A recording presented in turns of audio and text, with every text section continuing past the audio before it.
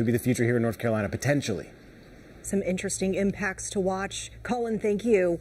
For the past 5 years now, WCNC Charlotte has covered the dangers posed by apartment buildings under construction, especially those built mainly of wood. Back in 2018, a Charlotte fire inspector told us the fire department sent out a letter to construction companies to make sure they knew the fire code requirements. But beyond that, they said there's not much they can do.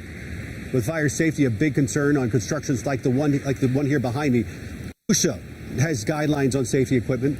The employer is responsible for having a fire protection program with firefighting equipment, adding, quote, when fire hazards occur, there shall be no delay in providing the necessary equipment.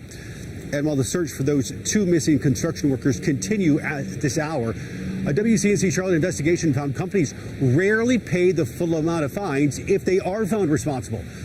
Our team found when state and federal regulators penalize companies for workplace deaths, almost half the time, employers fight those fines or settle for lower penalties.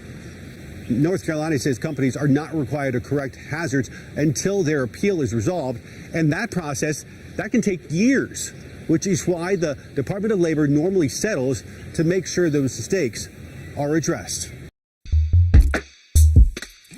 Connect the dots and let us clear up the confusion. We're here to make sure the news makes sense. And with Connect the Dots, you'll understand how the headlines impact your family. See the difference on WCNC Charlotte. Another big story to talk about here for our area. CMS making history today, hiring its first black female superintendent of schools. Never in a million years would I have imagined that I would be sitting here today. But I do know and believe that every experience that I've had over the last 25 years has led me to this exact moment in time. Well, Crystal Hill has been serving as interim superintendent since January. The district saying that she will now lead the second largest school district in North Carolina. WCNC Charlotte Shamaria Morrison joining us live from the Charlotte-Mecklenburg Government Center. So Shay, this is a long-awaited announcement here. Are you getting any reaction, hearing anything from teachers and community members? Yeah, actually I am. I put in a few calls. Some have sent statements. So I have talked to the local education association. They say that they welcome Hill to be here in the district. I've also spoke to groups like Moms for Liberty. They say they have some worries about the transparency behind the search, but they also say they're looking forward to working with someone like Hill. But you have people on the other side of this who are questioning why the district would spend so much money in a national superintendent search just to choose from within. CMS school board members said often and clearly they wanted to hire a superintendent with a proven track record of moving the needle on student achievement in a large school district. Well, 6 of the 9 board members concluded Crystal Hill fit that bill. And since January, she's been the interim superintendent of CMS schools. And for 7 months before that, she was the district's chief of staff. But it's her track record at Cabarrus County schools that the district really looked at. Hill started back in that district in 2016. And in the year before she started there were 60 schools, 17 C schools, and 9 of those didn't meet expected growth. 3 years later, the district has seen improvement with only 4 D schools, 12 C schools, and only 2 schools that did not meet growth. But Cabarrus County Schools does not even have 25% of the amount of students as CMS does. And I asked the board, was this enough to meet their standards? We went through an evaluation process. Obviously, Dr. Hill would not have been selected if we did not think that she could move the needle forward. I think that she evidenced some information here specifically today of how she has been able to move the needle, and that can be transferred to here at CMS. Now, as I mentioned earlier, this was not a unanimous vote by the board. Actually, 3 board members did not vote to approve that contract, and we were able to speak to one of them, Summer Nunn. She actually chaired the search committee, and she says she still has complete confidence that Crystal Hill will be able to lead the district forward, and there are a lot of things that are on their plate. One of the biggest is actually coming up next Tuesday, those South Boundary Relief Schools that we've been telling you that parents have had some issues with, but we'll continue to stay on top of her progress. These are one of those things you all wear. It's just time will tell. Live in Uptown Charlotte, Shamaria Morrison, WCNC Charlotte. A South Carolina man getting the surprise worthy of a superfan.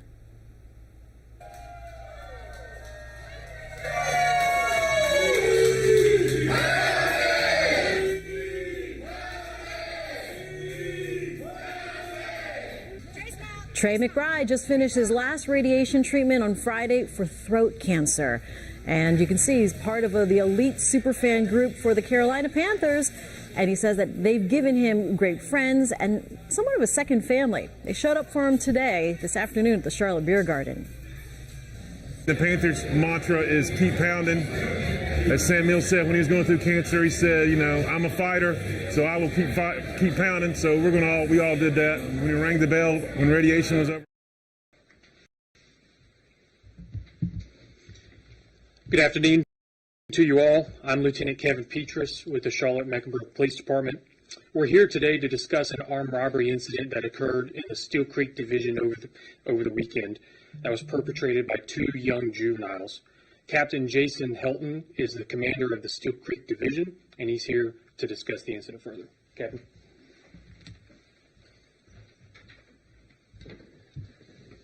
Hey, good afternoon.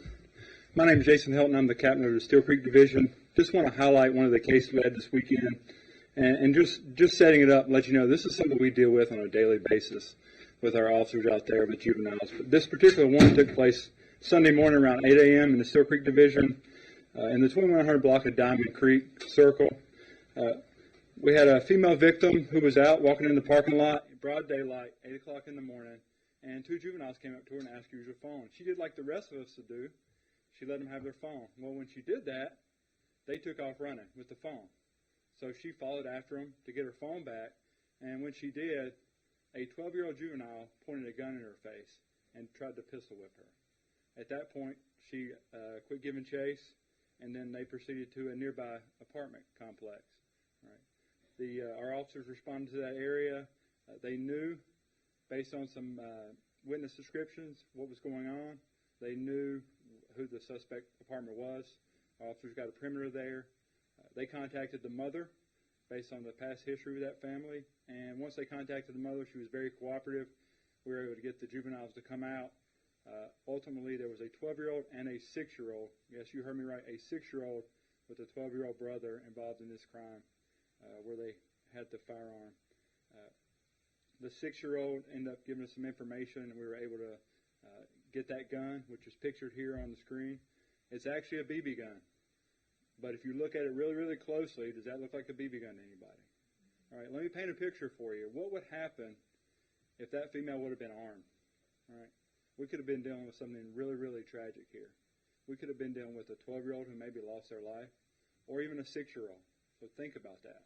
Think about the consequences of it. That's why it was important to us to highlight this case today. Right? Like I said before, our officers are dealing with juveniles every single day. Property crimes, violent crimes, and when I say juveniles, I mean kids. I mean ages 11, 12, 13, 14 years old. And it seems like they just keep getting younger and younger. So, a couple things just to highlight, right? Know where your kids are. I said this is 8 o'clock on a Sunday morning. Right? Know where your kids are, what they're doing. Know what's on their social media. Right? After looking at the investigation, this child had posed with a gun a couple days prior on social media.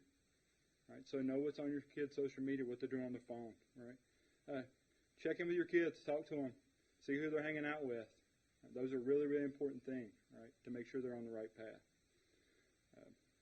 Victim in this case just finished working a night shift, thought she's helping these kids out. Right? We want to help out people. That's what we do. That's the human response. We want to help people. As police officers, that's our job. That's why most of us signed up to do this job, is to help people. Right? If a 6-year-old comes up and asks me for my phone, I'm going to give it to them 100% of the time. Right? But just being aware that just because they may be smaller in stature or maybe a smaller individual, you could be a victim of a crime there. Does anybody have any questions related to this? The 6 and 12-year-old were brothers? They were. They were the same family. Will they be charged? The 12-year-old was charged with armed robbery and damage to property for the phone they took. You mentioned a history here. Could you just talk a little bit about that? So we are familiar with the family, right? And I'll leave that. But this is a behavior we're seeing, right? So the improper model behavior, a history of robberies, auto crimes, larceny from autos, things like that, with that family and some of those kids' friends. And so what we're seeing is the juveniles, and you guys are all familiar with the different things, the TikTok challenges with the Hondas and Kias, and just auto thefts in general going on. So we're seeing a lot of our juveniles, 12, 13, 14, 15 years old, involved in these types of crimes, and they're educating each other, right? So they've got their own role models, which is each other. I don't want to go too much into this child's case because I don't want us to identify the child, but Right. you're not identifying the child. No, absolutely not. So then there must be a point at which you've been involved and you've decided now this child needs to be charged, or we need to take this to the next level. Right, and we've done some. That's a great point. So we work a lot with CDCP, or Child Development Community Policing. Right, that's one of those things where if a child's been involved in some type of trauma or exposed to some type of traumatic event, we've got counselors in every division. We go out and do a home visit just to see is it safe. Of course, we're in partnership with DSS, Child Protective Services, just to make sure it's a safe environment for the child. But our Department of Juvenile Justice has a point system. We're looking at that, and I don't want to get into all that right now. But sometimes they're getting started earlier, and they don't meet that criteria for being placed into custody, so they get released back to mom. And if that becomes a cycle, then it also educates them on maybe there's not as many consequences there, and so they end up back at home with mom, and then the community is a little more concerned with coming out or just even coming forward, being victims of a crime. I want to ask, because you have the schools that are trying to do intervention, you have community groups that are out there trying to do crime intervention, prevent stuff like this from happening, and then you have law enforcement. Everybody's working toward the same goal, but there still seems to be a disconnect. Where do you think that disconnect is whenever it comes to reaching these kids to where it will make an impact? Well, you're 100% right. Everybody's doing their part. We're doing our part. Like I said, we've got all these programs in place at CMPD. Even the community groups, they're trying. Everybody's trying, but we can't grab hold of them 24 hours a day. So really, it's got to be the family. It's got to be the community at large. We always talked about it takes a village to raise a child, but the village has to trust it, right, enough to be. If the village is scared of that child based on their criminal behavior, how willing are they be to put themselves out there? So we've got to show them, right, as a collaborative effort, that we can get in front of this and we can actually get some results out of it. I mean, we've been to this child's house beforehand to do a home visit because we saw some potential, and we also saw, maybe a road they were going down that we didn't want them to go, and we tried that just to get out in front of it, and we tried to anticipate, and we see it all the time. This kid's going down the wrong road. We don't want him to go down there. All right. So we've made some really proactive efforts to try to get ahead of this, but there are a lot of kids in Charlotte, and limited resources. We do our best to kind of get in front of it. How was the family receptive to that, or that community when you guys tried to do that early in? They were really receptive. I mean, the mom has several kids. She's working hard, trying to do the best as a mother, like we all are.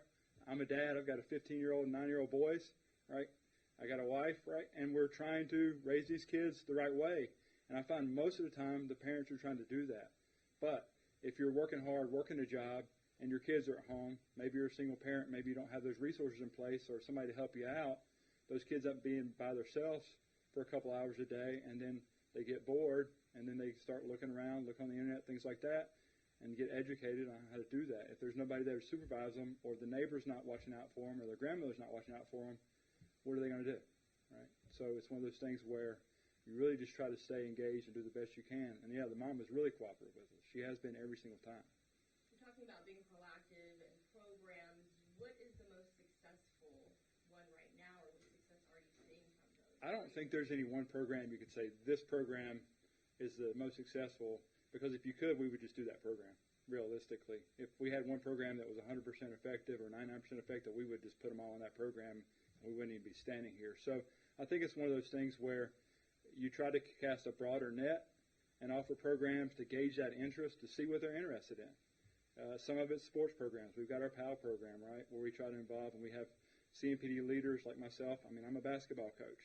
I coach in the community. I try to give back in that way. But I can't imagine one of my 10-year-olds that I coach in basketball being involved in a crime. But is that happening? Absolutely, right? Because I'm only dealing with them a couple hours when I'm coaching them, right? So that's a really, really good question. Were these kids, were they involved in any of these types of programs that you guys? They have not been. We've just had the one-on-ones with them. We've tried to reach out to the mom about the ones that were a little bit older years ago, and the kids just weren't interested, unfortunately. And with summer coming up, with students out of school, are you preparing for a potential spike in crimes involving juveniles, or what are you touched on it a little bit, but what other? We look at our traditional hotspots as far as based on the crime and luckily we have a great crime analysis unit that does that. It provides based on this time of year, this time of day, this day of the week, even that minute detail, and provide us that as commanders in a division, and we try to allocate our resources to those times, those problems, based on that for our patrol staffing and our crime reduction units, even some of our detectives as far as that goes. Who commits this crime based on this day of the week or this time of the year or this type of MO based on a crime. 6 years old, I mean, that's so young. How do you think a 6-year-old seeing this is impacted? Well, I think he's a victim. We have to look at that 6-year-old as a victim. He's a victim of his circumstances and environment, right? What 6-year-old, I mean, we can't charge a 6-year-old in the state of North Carolina. They have to be 9. We can't, because there's no way we could prove an intent with a 6-year-old. Their brains are just so naive, right? So to look at that. So it's tragic, right? And it really, I mean, that's one of the reasons we decided to highlight the case today, just to show, this is what we're dealing with. So really good question. 2 boys. 2 boys.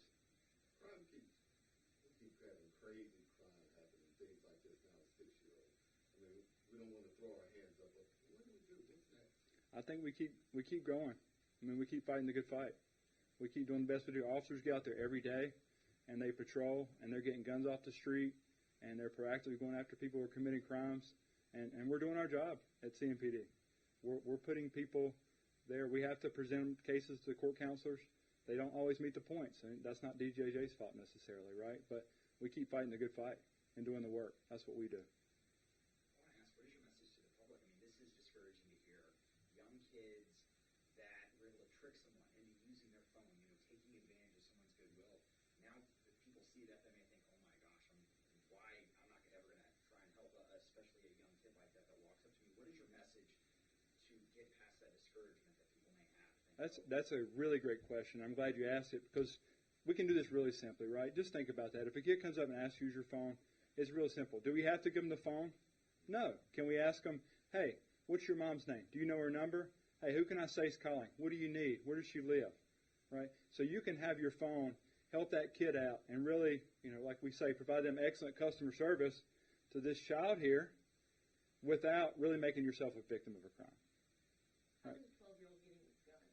This is a BB gun, right? So they're allowed to have a BB gun. So I'm not sure where this one came from per se, but I gotta ask though. I mean, we've been over this for decades now, right? Like when I was a kid, these guns were a problem. They looked like real guns. We saw a kid in Ohio get shot because he was holding a gun that looks like. Why are we allowed to make BB guns that look like real guns? I wish I had the answer to that, sir. I do not have the answer. I'm not a gun manufacturer. I will tell you, between airsofts and BB guns and being a former range master, they look more realistic now than they ever have. It's really hard to differentiate. As an officer, how does that mean? I mean, you're a guy that's going out on calls who might see somebody waving those around and not know the difference. Can you imagine that news story? How tragic that would be for us? Can you imagine an officer shooting a 12-year-old or a 6-year-old and the mental impact that may have on them and the community? It's tragic. It really is. So that's why we're trying to get ahead of it. That's why we're highlighting this case today, to get ahead of it and work together with you guys, really, to kind of make an impact.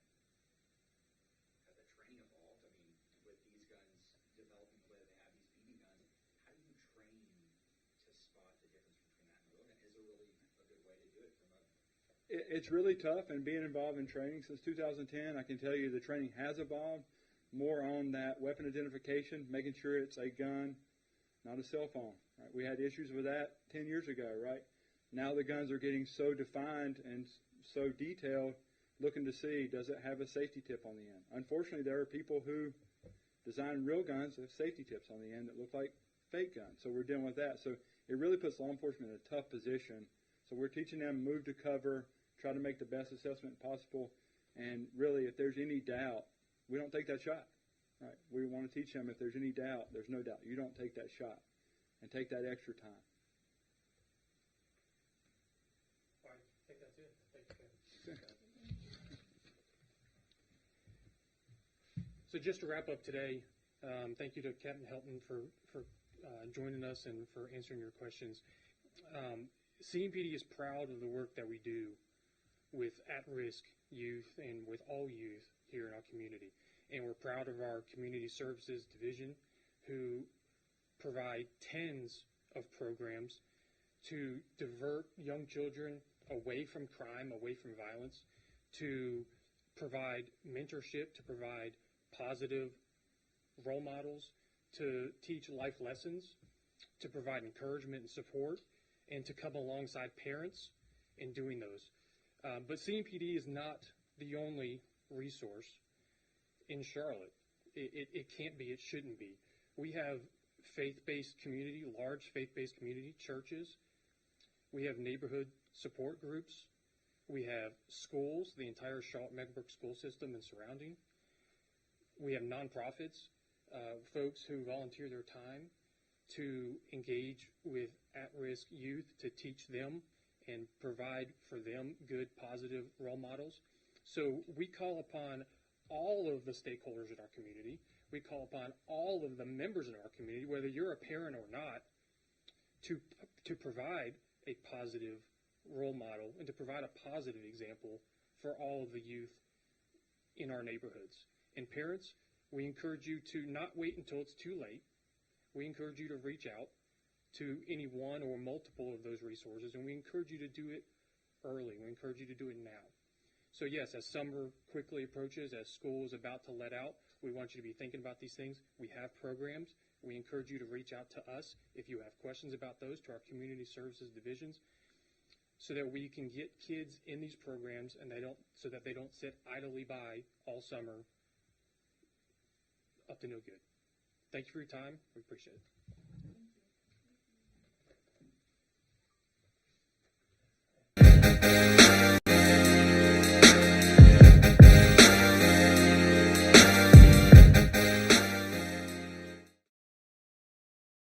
Time now to connect the dots.